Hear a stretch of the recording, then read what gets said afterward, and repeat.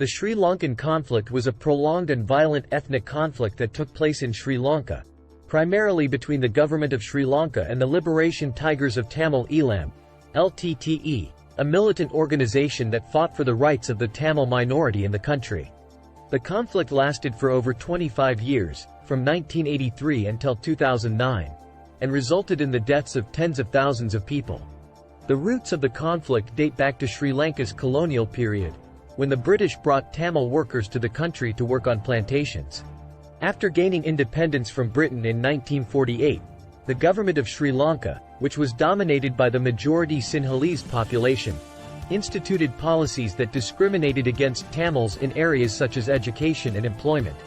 The conflict escalated in the 1980s, when the LTTE began launching attacks against the government and Sinhalese civilians.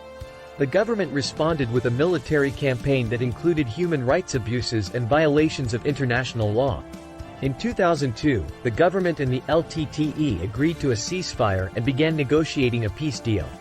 However, the ceasefire eventually broke down and the conflict resumed.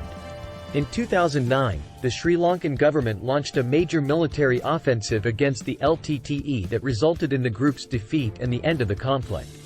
The Sri Lankan conflict had a profound impact on the country, with many people losing their lives and the country's infrastructure and economy suffering significant damage.